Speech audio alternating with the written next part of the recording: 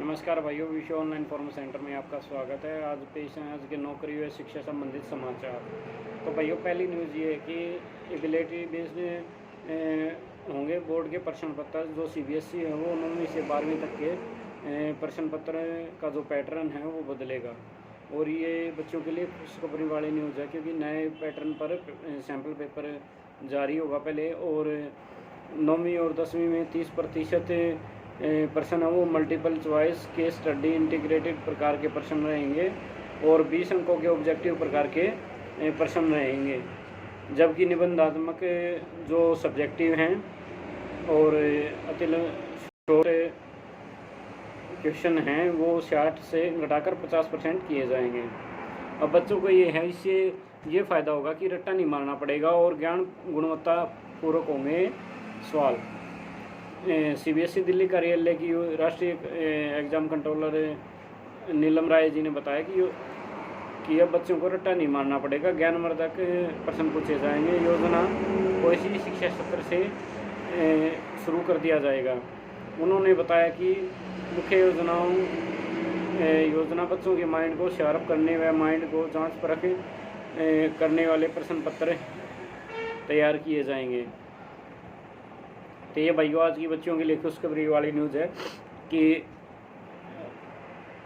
जो पेपर है वो इजी हो जाएगा। जो लॉन्ग टर्म ऐसे टाइप क्वेश्चन हैं और लॉन्ग टर्म क्वेश्चन हैं वो कम हो जाएंगे, मल्टीपल चॉइस और ऑब्जेक्टिव क्वेश्चन आएंगे। तो ये तो थी भाइयों आज की पहली न्यूज़। अगली न्यूज़ है कि जो एमडीयू रोहतक ने भी यूजी और पीजी के एग्ज़ाम लेने थे सेमेस्टर पेपर, वो कोरोना महामारी को देखते हुए वो पोस्टपोन कर दिए गए पेपर। और ये पहले 20 अप्रैल से स्टार्ट होने थे पेपर, इसके बाद 1 मई के लिए किया गया था, लेकिन कोरोना महामारी की को देखते हुए परीक्षाएं फिर पोस्टपोन करनी पड़ी है एमडीयू को। और सभी कॉलेजों को लेटर जारी कर दिए गए जिसमें आगामी आदेशों तक परीक्षा स्थगित करने की बात कही गई है।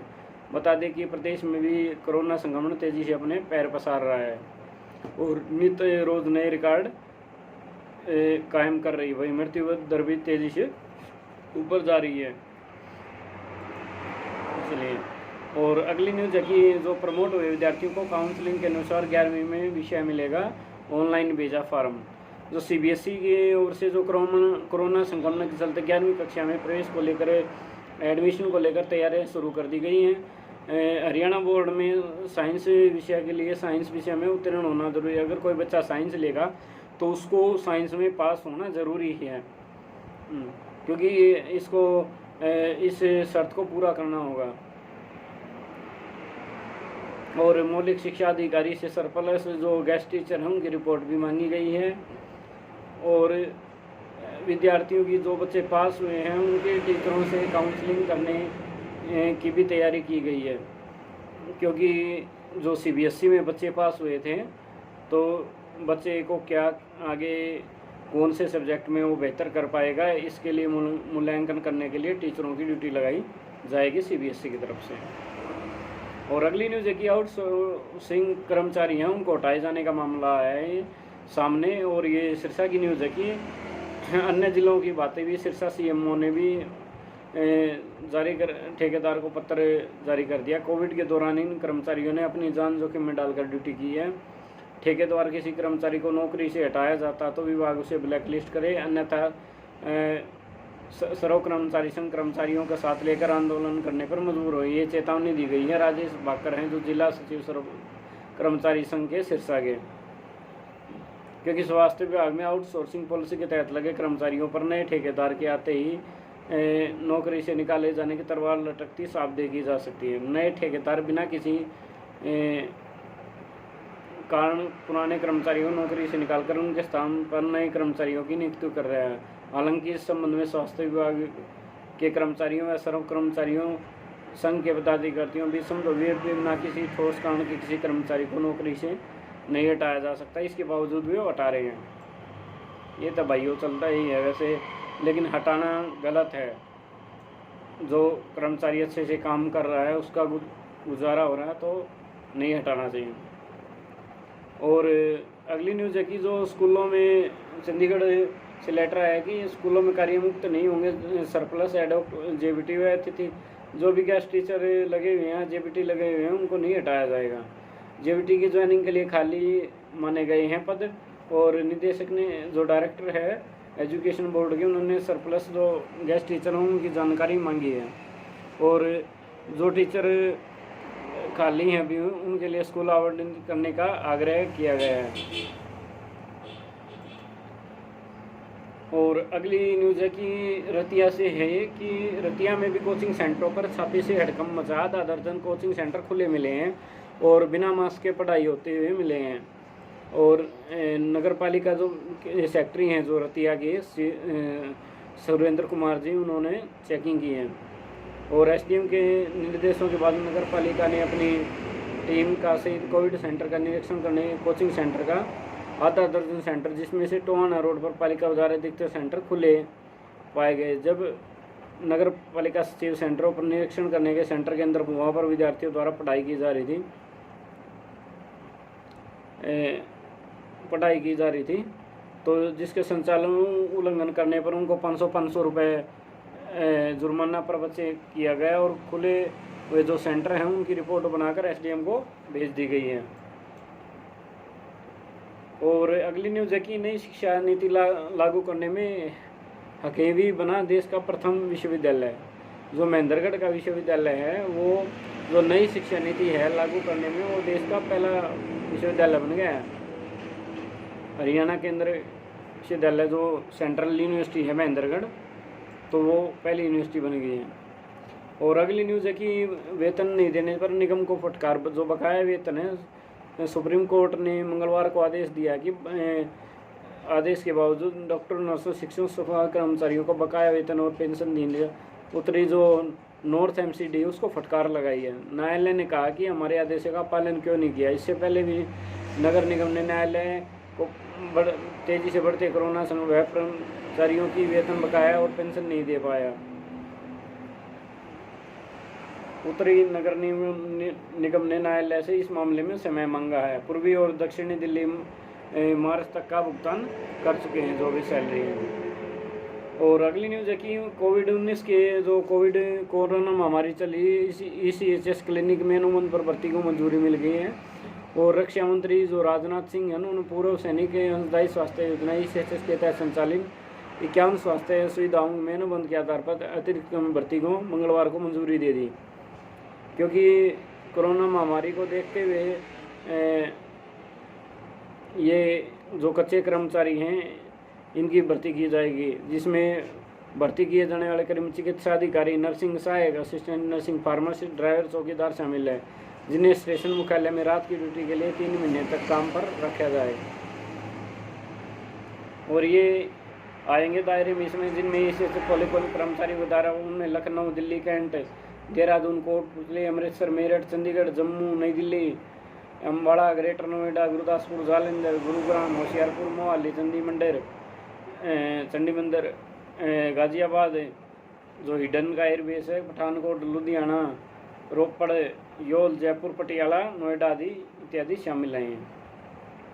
तो ये इनमें जो भर्ती है वो की जाएगी। और अगली न्यूज़ है कि ड्यूटी के लिए निकला करनाल IG ऑफिस का असिस्टेंट अफसर लापता। ये सोनीपत से न्यूज़ है कि IG करनाल ऑफिस के तैनात सहायक अधिकारी संदिग्ध हालत में 23 अप्रैल की सुबह ड्यूटी जाने के लिए अपनी कार से निकले थे, और उसी रात को करीब 10 बजे उनके घर पे बात हुई थी कि कुछ घर पर कुछ देर में पूछने की बात है। उसके बाद से उनका कोई अता पता नहीं, उनका फ़ोन नंबर भी हो पा रहा है, और वो आज तक घर पर नहीं पहुँचे, ना उनका परिवार से किसी से संपर्क हो पाया है। और अगली न्यूज़ है कि 3 बच्चों के चक्कर में नौकरी गई है। ये नियम उल्लंघन का मामला है, महिला अधिकारी बर्खास्त की गई है, सस्पेंड की गई है। पुणे का मामला है कि महिला जेल अधीक्षक को 2 बच्चों के नियम का उल्लंघन करना और तीसरे बच्चे के संबंध में तथ्य को छिपाने के आरोप। यानी कि मामला ये है कि भाइयों, जो कई जगह जैसे रेलवे में भी 2 बच्चों की कंडीशन है कि हम 2 बच्चे से ज़्यादा नहीं पैदा कर सकते, तो उनके 3 बच्चे थे, उन्होंने इस बात को छिपाया था, जिसकी जांच की गई, और जांच में उनके जो पहले 3 बच्चे थे जिसकी जानकारी में छिपाया गया नियुक्ति से पहले, और जिसके तहत उनको तत्काल प्रभाव से बर्खास्त कर दिया गया, सस्पेंड कर दिया गया है। और अगली न्यूज़ है कोरोना महामारी से रिलेटेड भाइयों कि प्रदेश में संक्रमण की धारा रोकने के लिए प्रदेश में धारा 144 लागू, संक्रमण रोकने के लिए। और पहले कुछ डिस्ट्रिक्टों में लागू की गई थी, अब पूरे प्रदेश में लागू कर दी गई है। और अगली न्यूज़ है कि सीए की जो 21-22 मई को परीक्षाएं होने वाली थी वो स्थगित कर दी गई है, पोस्टपोन कर दी गई हैं। और कहा गया है कि छात्रों को ध्यान में रखते हुए फैसला लिया गया है। और the institute of chartered account of India ICAI ने सीए इंटरमीडिएट और फाइनल ईयर की परीक्षाओं को स्थगित करने की घोषणा की गई है। तो ये भी जब परीक्षा की नई तिथि आएंगी आपको बता दिया जाएगा। अगली न्यूज़ है कि इग्नू ने सत्रीय कार्यक्रम जमा करवाने की तिथि 31 मई की। कोरोना काल में इग्नू ने क्षेत्रीय केंद्र जोधपुर में सत्रीय कार्य जमा करने जो असाइनमेंट जमा कराने की थी वो 31 मई तक बढ़ा दी है। और अगली न्यूज़ है कि कोलकाता हाई कोर्ट से न्यूज़ है कि फीस न भर पाने वाले छात्रों को क्लास से वंचित नहीं कर सकेंगे स्कूल। कोरोना के संकट के कारण उपजीवितीय समस्याओं के मद्देनज़र कलकत्ता हाई कोर्ट ने निर्देश दिया है। तो यही है कि जो बच्चों के अभिभावक हैं वो फीस भरने में अभी समर्थ नहीं हैं तो वो आगे फीस भर सकते हैं।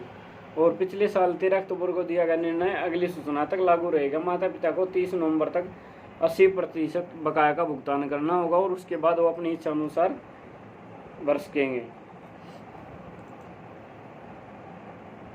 और अगली न्यूज़ है कि रिटायर्ड अफसरों के लिए सुपरवाइजर पैनल में भर्ती निकले हुए हैं। यूपीएससी ने परीक्षाओं के लिए सुपरवाइजरों का एक पैनल बनाने के लिए फैसला किया है। इन पदों के लिए सरकार के जो सरकारी अधिकारी हैं वो 7600 ग्रेड पे रिटायर हुए हैं, उनकी आयु 65 वर्ष से नीचे है, इन पदों के लिए आवेदन कर सकते हैं। इन पदों की जो अंतिम तिथि हुई 21 मई है और भर्ती के लिए तैयारियां भी पूरी कर चुकी हैं। और GJU में 1 मई से होने वाले जो परीक्षाएं थी वो स्थगित कर दी गई, वो ऑनलाइन ही होंगे। जो गुरु जम्बेश्वर यूनिवर्सिटी है हिसार में उसमें जो पेपर होने थे वो परीक्षाएं स्थगित कर दी गई हैं, वो अब ऑनलाइन होंगे, ऑफलाइन नहीं होंगे। जो सेमेस्टर के तीसरे और 5वें सेमेस्टर के बच्चों की परीक्षाएं थे और PG की तीसरे सेमेस्टर की परीक्षाएं थी वो शुरू होनी थी, वो ऑनलाइन ही होंगी अब। और अब अगली न्यूज़ है कि जो पेंशन का विकल्प है वो केंद्रीय कर्मी मर्जी से चुन पाएंगे। केंद्रीय कर्मचारी अब NPS और ओल्ड पेंशन सिस्टम में किसी को एक को अपनी मर्जी से चुन पाएंगे। इसके लिए 31 मई तक एक और मौका है। इसका फ़ायदा केवल उन केंद्रीय कर्मचारियों को होगा जिनका सिलेक्शन 1 जनवरी 2000 से पहले हुआ था लेकिन ज्वाइनिंग उसके बाद हुई थी। तो ये उनके लिए भाई जिनका सिलेक्शन पहले हो गया था लेकिन ज्वाइनिंग 2004 के बाद हुई थी। और अगली न्यूज़ है कि जो राशन कार्ड धारक हैं उनको जो 5 किलो गेहूँ हैं वो प्रति सदस्य मुफ्त मिलेगा। लाभार्थियों को 3 माह तक कम दरों पर बाजरा, चीनी व सरसों का तेल भी उपलब्ध होगा। इन जिलों में होगा अनाज का वितरण। 17 जिलों में अनाज का वितरण होगा। ये भिवानी, चरखी दादरी, फरीदाबाद, फतेहाबाद, गुरुग्राम, झज्जर, जींद, कैथल, कुरुक्षेत्र, महेंद्रगढ़, मेवात, पलवल, पंचकुला, पानीपत, रेवाड़ी, सिरसा, सोनीपत में AAY राशन कार्ड धारकों को 25 किलोग्राम गेहूँ 2 रुपये प्रति किलोग्राम की दर से व 10 किलो बाजरा 1 रुपये प्रति किलोग्राम से दर पर उपलब्ध कराया जाएगा। BPL व AOPS कार्ड धारकों को 3 किलोग्राम गेहूँ और 2 रुपये प्रति किलोग्राम की दर से और 2 किलो बाजरा 1 रुपये प्रति किलो की दर से यानी कि सस्ता अनाज उपलब्ध कराया जाएगा ये। और अगली वैकेंसी है ये हरियाणा विद्युत उत्पादन जो HGCCL है उसमें वैकेंसी निकली हुई है तो आप फॉर्म भर सकते हैं। और भी वैकेंसी निकली हुई है भाई। ये इंडिया पोस्ट बिहार सर्कल में वैकेंसी निकली है, BRO में निकली हुई है 459 मल्टी स्किल्ड वर्कर के पद हैं। पंजाब सिलेक्शन बोर्ड में टेक्निकल ऑफिसर की 120 वैकेंसी निकली हुई हैं और सेल में निकली हुई हैं 46 मेडिकल ऑफिसर के पद। तो जिन भी भाइयों को फॉर्म अप्लाई करना वो जल्दी से अपना फॉर्म अप्लाई कर सकते हैं। और अगली न्यूज़ है कि 134 के जो नियम के तहत दाखिले के लिए अभी विभाग को कोई निर्देश नहीं मिले हैं। मॉडल संस्कृति स्कूलों में पहली व दूसरी कक्षा के स्टूडेंट्स का 30 तक करवाएं ऑफलाइन व ऑनलाइन दाखिला। और 134 के तहत दाखिला शुरू करने की मांग की गई है। विभाग द्वारा अगली कक्षा में प्रमोट तो कर दिया लेकिन बच्चों ने 134 के दाखिले तक वो स्पष्ट बात नहीं बताई जा रही। यही है कि विद्यार्थी मॉडल संस्कृत पहली व दूसरी कक्षा के में विद्यार्थी 30 अप्रैल तक ऑनलाइन या ऑफलाइन दाखिले ले सकते हैं। और अगली न्यूज़ है कि गुजबी ने किया परीक्षा, जो गुरु जम्बेश्वर यूनिवर्सिटी है उसने परीक्षा परिणाम जो थे वो टेक्निकल वाले वो घोषित कर दी गई। इसमें M Tech computer science, M Tech environment studies, यानी कि जो भी टेक्निकल था, एमबीए का थे, एमएससी की योगा साइंस के हैं, एमबीए के, एमबीए मार्केटिंग के, फाइनेंस के, जो भी परीक्षा परिणाम, बीएससी केमिस्ट्री वगैरह, तो ये सारे परीक्षा परिणाम घोषित कर दिए गए हैं। और अगली न्यूज़ है कि जो अवसर ऐप पर घोषित किया, सरकारी स्कूल के 7वीं और 8वीं कक्षा के 16,396 विद्यार्थियों का 30 अप्रैल को ऑफलाइन घोषित किया जाएगा। 9वीं या 11वीं तो 8वीं तक का रिजल्ट था वो तो अवसर ऐप पर ऑनलाइन घोषित कर दिया गया, लेकिन जो 9वीं और 11वीं का रिजल्ट है वो स्कूल में सुनाया जाएगा और 9वीं और 11वीं का ऑफलाइन परीक्षा परिणाम सुनाया जाएगा। ये तो ये थे भाइयों आज के नौकरी व शिक्षा संबंधित समाचार। अगर आपको वीडियो अच्छी लगी हो तो लाइक कीजिए, शेयर कीजिए, चैनल को सब्सक्राइब करना ना भूलें ताकि आपको हमारी अपडेट सबसे पहले मिलती रहे। धन्यवाद।